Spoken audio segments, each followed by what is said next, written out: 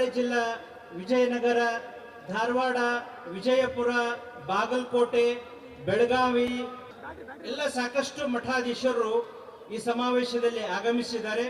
ಆ ಎಲ್ಲ ಪೂಜ್ಯರಿಗೂ ಹಾಗೂ ಸಾಕಷ್ಟು ಸಮಾವೇಶಕ್ಕೆ ತಿಳ್ಕೊಂಡು ಎಲ್ಲ ತಾಯಂದಿರು ಕೂಡ ಆಗಮಿಸಿದ್ದಾರೆ. ಮಾತಾಜಿಯವರು ಅವರೆಲ್ಲರಿಗೂ ಕೂಡ ತಮ್ಮೆಲ್ಲರ ಪರವಾಗಿ ಜೋರಾಗಿ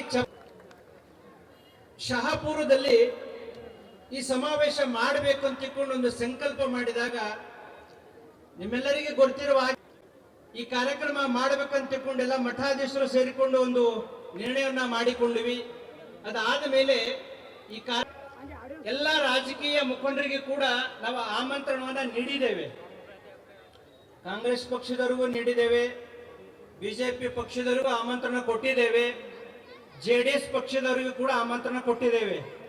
ಸ್ವತಃ ನಾವೇ ಮಠಾಧೀಶರ ಹೋಗಿ ಆಮಂತ್ರಣವನ್ನ ನೀಡಿದ್ದೇವೆ.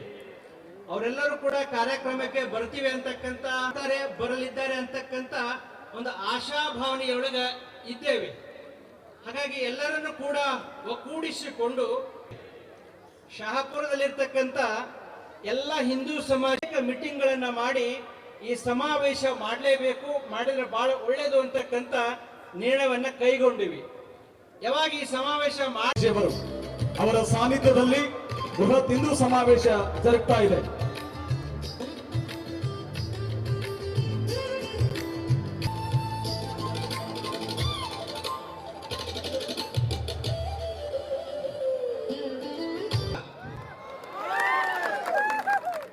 ಇವು ಅಕ್ರಮಾಶ ಅಂತ, ಯಾಕಂದ್ರೆ ಅವರ ಪರಂಪರೆ, ಧರ್ಮ, ನಿಜವಾಗಿರ್ತಕ್ಕಂಥ ತತ್ವಜ್ಞಾನ ಅವರು ಮಾಡ್ತಾ ಇದ್ದಾರೆ. ಅದಕ್ಕಾಗಿ ಅವರಿಗೆ ತಕ್ಕ ಪಾಠವನ್ನು ನಾವು ಕಲಿಸಬೇಕಾಗಿದೆ. ಯಾಕಂದ್ರೆ ಇಲ್ಲಿ ತನಕ ಸರಿಯಾದ ಪಾಠವನ್ನೇ ಕಲಿಸ ಅವ್ರ ತಂದೆ ಯಾರು ಅಂತಕ್ಕಂಥ ಗುರುತನ್ನು ನಾವು ಎಲ್ಲ ಮಾಡಿಕೊಡ್ಬೇಕಾಗಿದೆ. ಅವರಿಗೆ ಎಲ್ಲ ಯುವಶಕ್ತಿ ಸನಾತನ ಧರ್ಮದ ರಕ್ಷಣೆಗಾಗಿ ನಾವೆಲ್ಲ ಮುಂದೆ ಬರಬೇಕಾಗ್ಯದ. ಅದಕ್ಕಾಗಿ ಇಂಥ ಸಮಾವೇಶವನ್ನ ಸಸಿಗೆ ನೀರಿರುವುದು ಉದ್ಘಾಟಿಸಬೇಕಾಗಿ ಎಲ್ಲ ಪರಮ ಪೂಜ್ಯರಲ್ಲಿ ವಿನಯಿಸಿಕೊಳ್ತೇನೆ. ಒಂದು ಬಾರಿ ನಾವು ನೀವೆಲ್ಲ ಜಯಘೋಷವನ್ನ ಮೊಳಗಿಸೋಣ.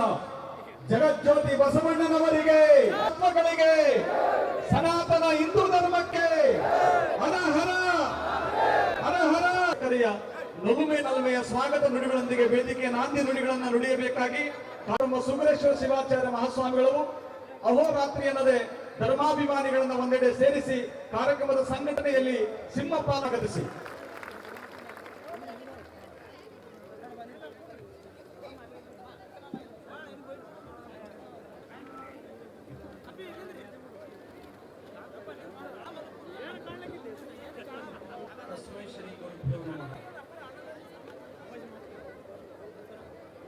ಬಸವಾದಿ ಶಿವ